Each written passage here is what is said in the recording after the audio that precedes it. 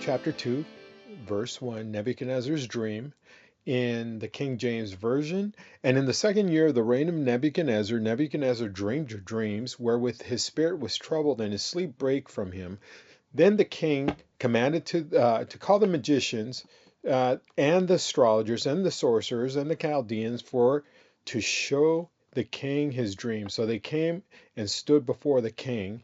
Daniel 3 and the verse 3, and the king said unto them, I have dreamed a dream, and my spirit was troubled to know the dream.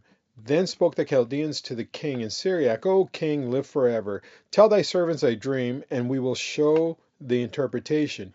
The king answered and said to the Chaldeans, the thing is gone from me, and if you will not make known unto me the dream with the interpretation thereof, ye shall be cut in pieces, and your houses shall be made dunghill. But if ye show the dream and the interpretation thereof, you shall receive of me gifts and rewards and great honor, and therefore show me the dream and the interpretation thereof. They answered again and said, let the king tell his servants the dream, and we will show the interpretation of it. The king answered and said, I know of certainty that ye would gain the time, because you see the thing is gone from me. But if ye will not make known unto me the dream, there is but one decree for you have prepared lying and corrupt words to speak before me, till the time be changed. Therefore tell me the dream, and I shall know that ye can show the interpretation thereof. The Chaldeans answered before the king and said, there is not a man upon the earth that can show the king's matter. Therefore there is no king, lord, nor ruler that asks such things at any magician or astrologer or Chaldean. And it is a rare thing that the king requireth. And there is none other that can show it before the king, except the gods whose dwelling is not with flesh. For this cause the king was angry and very furious, and commanded to destroy all the wise men of Babylon. Verse 13, and the decree went forth that the wise men should be slain, and they sought Daniel and his fellows to be slain. And Daniel answered with counsel and wisdom to Arioch, the captain of the king's guard, which was gone forth to slay the wise of Babylon. Verse 15, he answered and said to Arioch, the king's captain, why is the decree so hasty from the king? Then Arioch made the thing known to Daniel. Verse 16, then Daniel went in and desired of the king that he would give him time, and that he would show the king the interpretation. God reveals Nebuchadnezzar's dream. Verse 17 of chapter 2, then Daniel went to his house and made the thing known to Hananiah, Mishael, Azariah, his companions, Shadrach, Meshach, and Abednego. That's who they are. In verse 18, that they would desire mercies of the God of heaven concerning this secret or mystery, that Daniel and his fellows should not perish with the rest of the wise men of Babylon. Then was this secret revealed unto Daniel in a night vision.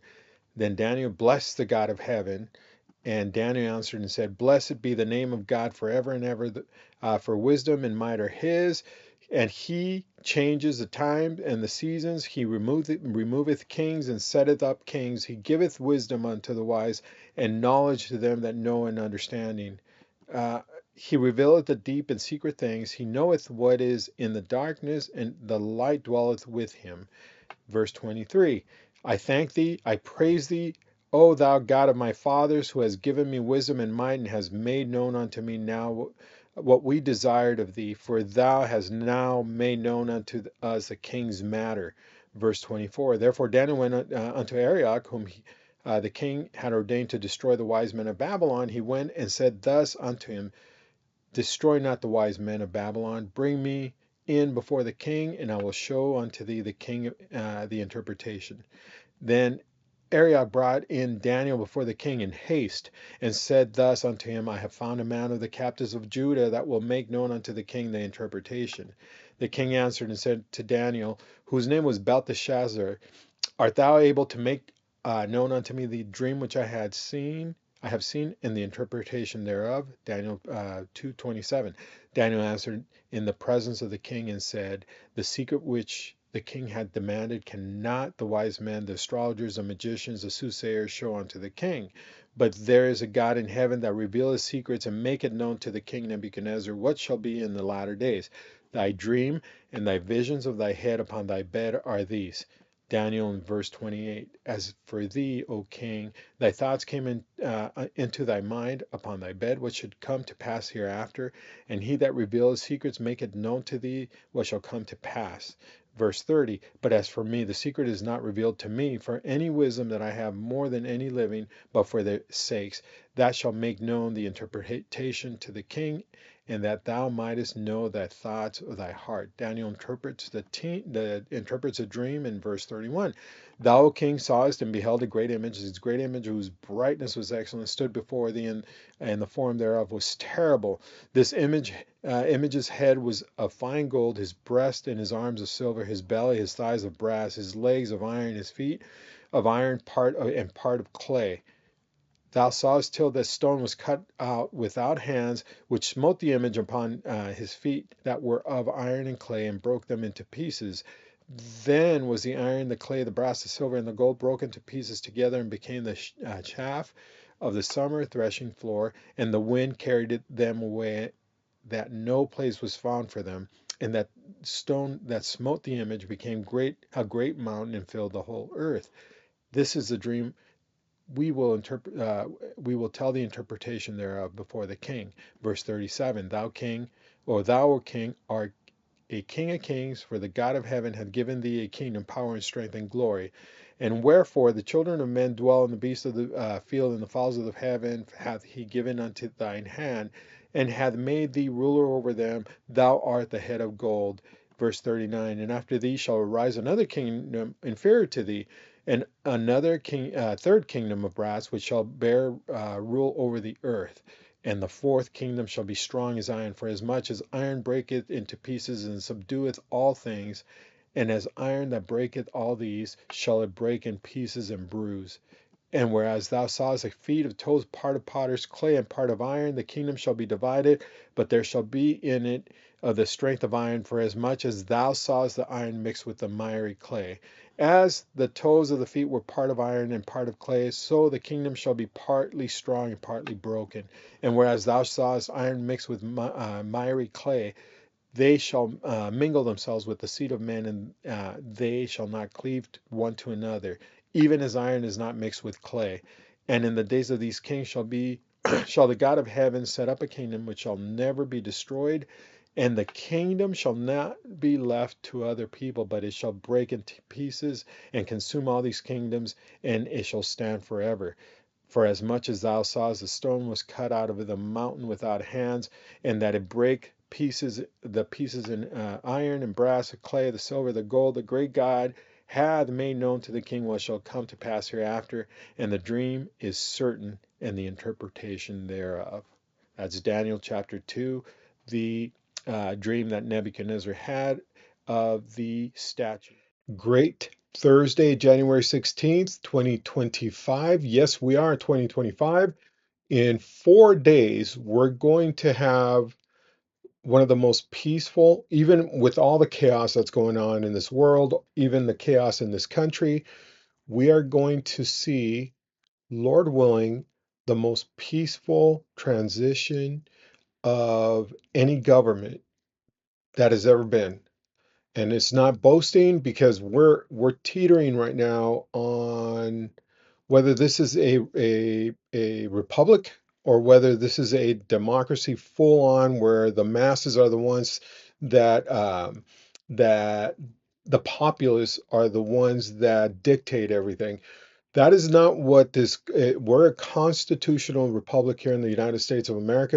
If you're watching this from other countries, you understand what the United States of America and the Constitution that we have, that has withstood the tides, the time, the wars, the rumors of wars, and we're going to get to it. But we are here, Sips of Living Water, 2025. I am calling this Drinking from the Living H2O Prophecy 2025. And I waited 2 weeks. And here's the reason why.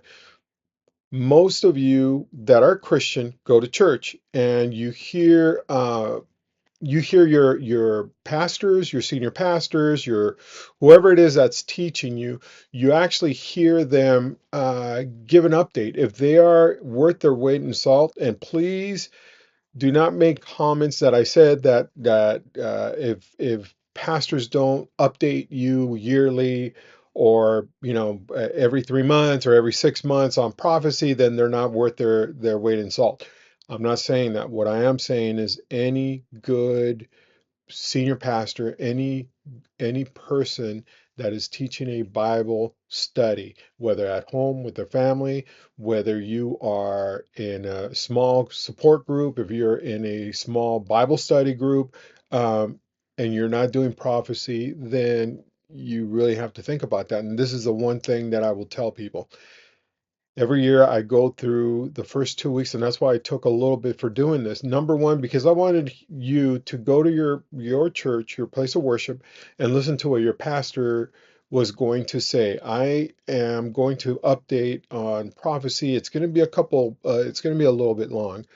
That's just the way I teach, and that's the way my brain works. But if you every year, if you know me, I go through the first couple of weeks of every year, every 6 months actually I do this, but the first 2 weeks of January, I sit down and yes, I have cancer, and yes, it was pretty bad, and yes, it's still bad, but I sit down and I write down my spiritual goals, my mental goals, and my physical goals. Been doing this for years and years and years and years. I do I keep up with it? Yeah, it's tough, but I tend to keep my compass, my rudder going towards those goals. All this to say is this is what I want you to do is I want you to sit down with your family, pray, pray hard. One of the things that we are lacking as a church is the praying church. You may have 1,200 people in a church, 3,000 people, 500 people, but the true church of God, the true church, it's not the ones that fill out the chairs or the pews on Sundays and Wednesdays. It is the people that are taking their time to pray together. And that's number one.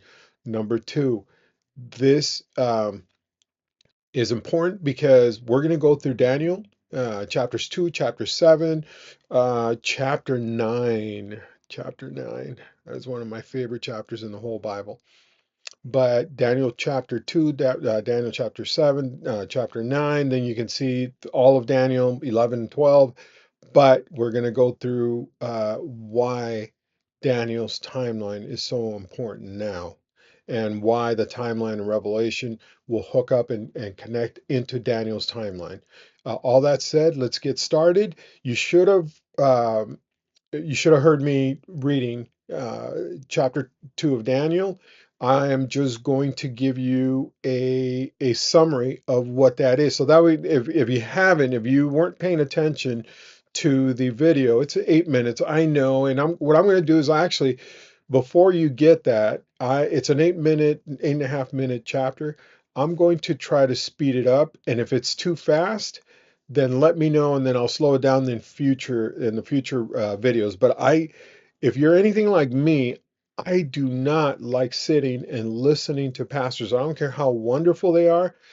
I I learned through Pastor Chuck Smith and going through Bible college there and listening to I'm gonna age myself, listening to cassette tapes, and then I had to buy an actual cassette recorder that would make the speed go 2 times faster, half fast. I did 2 times faster, and from that point on in the 90s, I was hooked on just speed reading and also speed listening because the mind, I know people are going to say, no, you got to go slow down because the Word of God. I'm going to tell you something.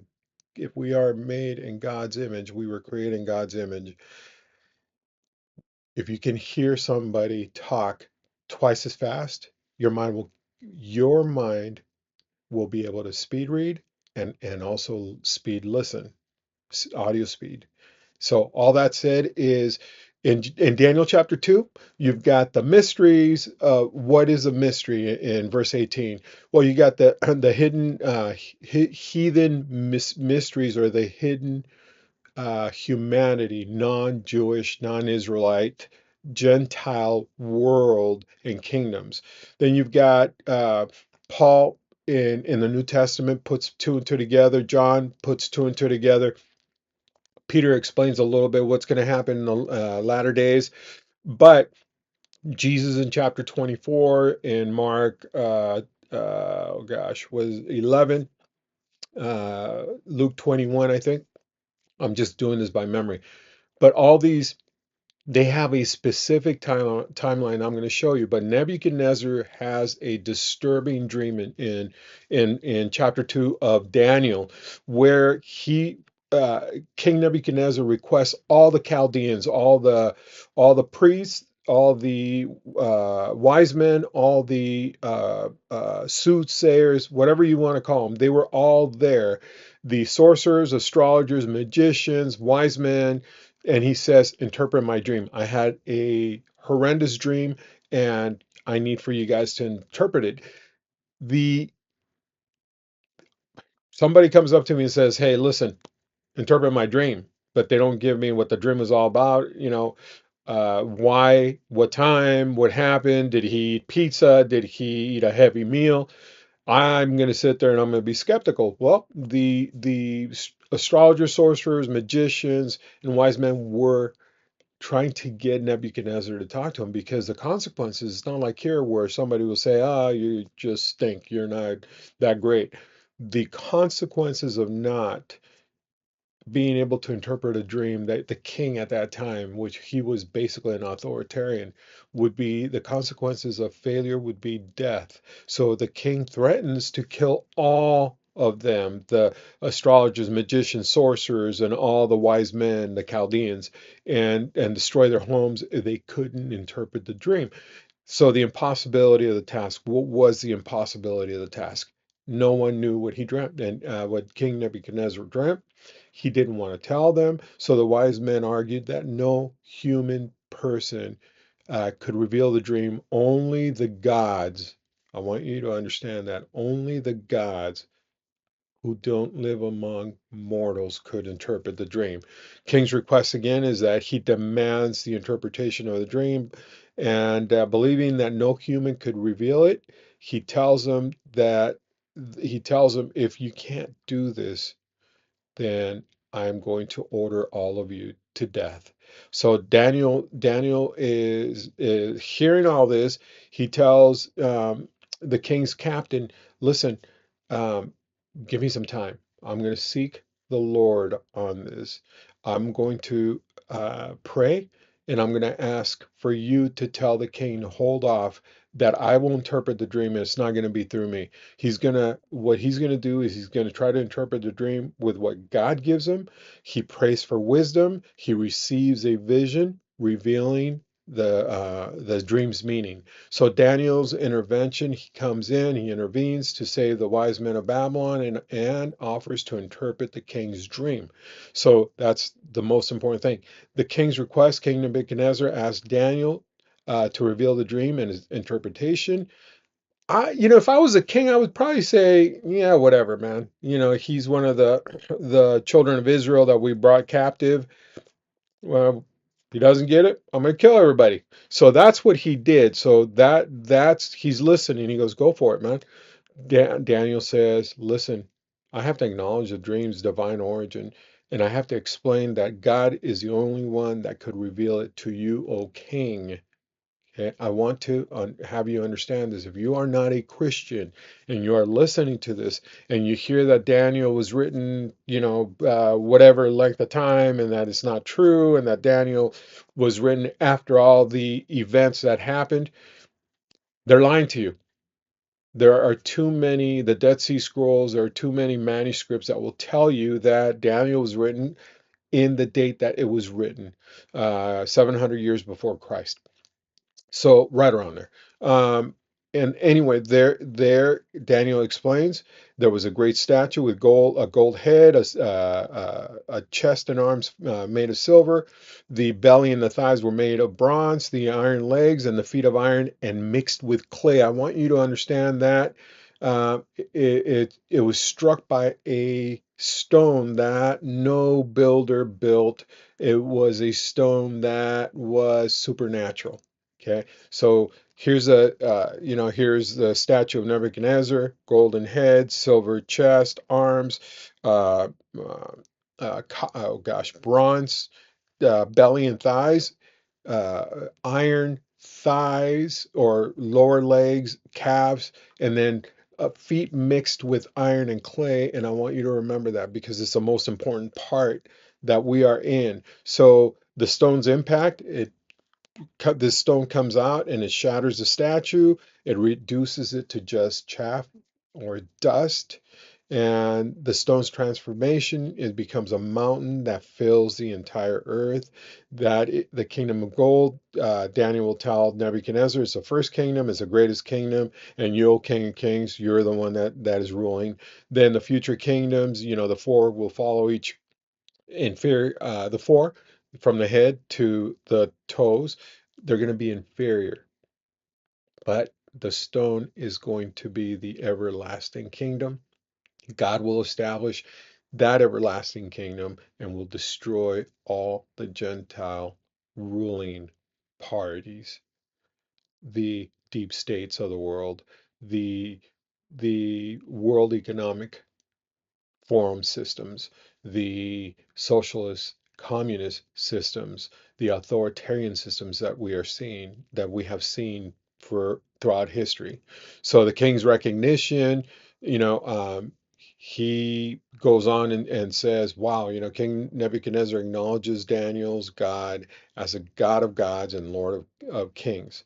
Daniel's reward, Daniel is elevated to a higher position, receives gifts, he gains authority in Babylon, and all over next to Nebuchadnezzar, he is number two, almost like Joseph.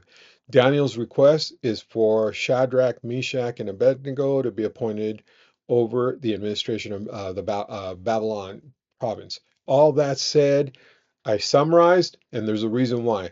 Um, that's the first dream. We're going to get to Daniel 7. We're going to get to Daniel 9, but not today. So I chose the drawing that you see right there. If you see, it is the temple, and in the temple of God in Jerusalem during the times of Jesus, the temple had a a curtain that was 30 inches thick, full of different cloth and sewing materials. That that veil was covering the Holy of Holies that could only be um, visited one time by the high priest and the high priest alone.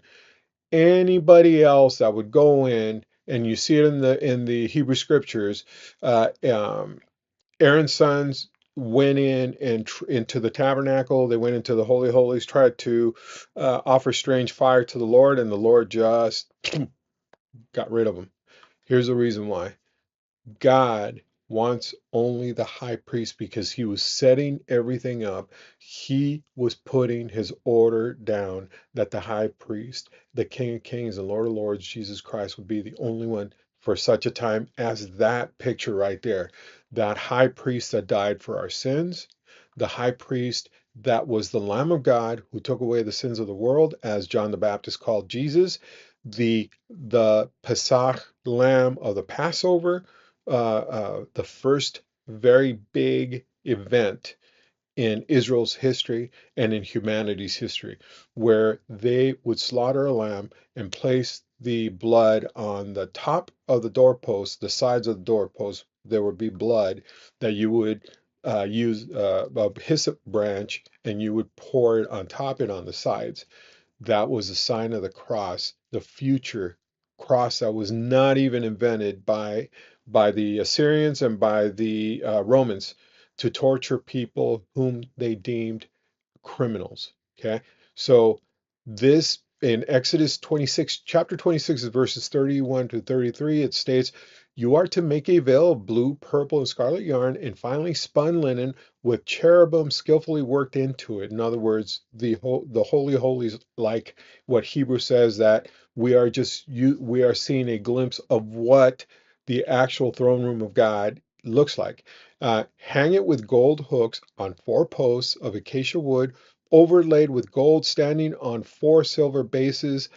Hang the veil from the clasps and place the ark of the testimony, in other words, the ark of the covenant, behind the veil. The veil will separate the holy place from the most holy place. And then there was a purpose and function. I'm not going to get into it, but what happens is, you fast forward.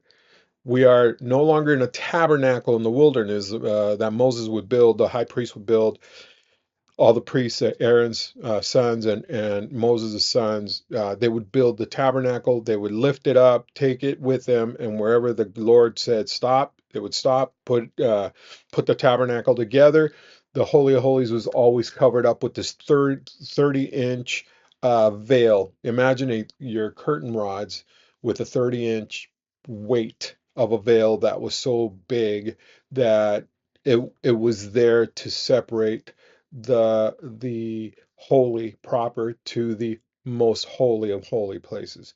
All that said is the implications of this is that the tearing of the veil from the top to the bottom meant that it was no man that ripped that prophetic event where Jesus dies, gives up his ghost, at the exact time that the Israelites are sacrificing the last lamb, Passover lamb, at 3:30 in the afternoon for the sins of all Israel. A Jewish carpenter is outside the gates in the worst of worst places, uh, hung next to criminals, paying the price for you and for me and for everybody else. And what he did was he ripped that veil from the top to the bottom, signifying that forever from that point on, whether it was 29 AD, 30, 31, 32, 33 AD, whatever year it was that Jesus died on the cross for you and for me, was the exact moment that that temple was not needed anymore, the way we see the temple, because now we are the temple of God. I want you to understand that 30-inch material, that, or for you that are using the metric system, is 73 centimeters from the top of the material to the bottom was ripped. It rendered the curtain unseparated from the Holy of Holies. It opened it up to the point that now we can come before the Lord personally and ask. And this is the most important thing, and this is what I'm getting at. If this event happened, the mystery that was shown, that was never shown to the Israelites, never shown to, maybe Moses saw it, maybe the I'm pretty sure the prophets of God or the Lord saw it. They just couldn't understand it. They couldn't understand the discernment, and here's the reason why: because the mystery was not yet revealed. Okay, so that's the most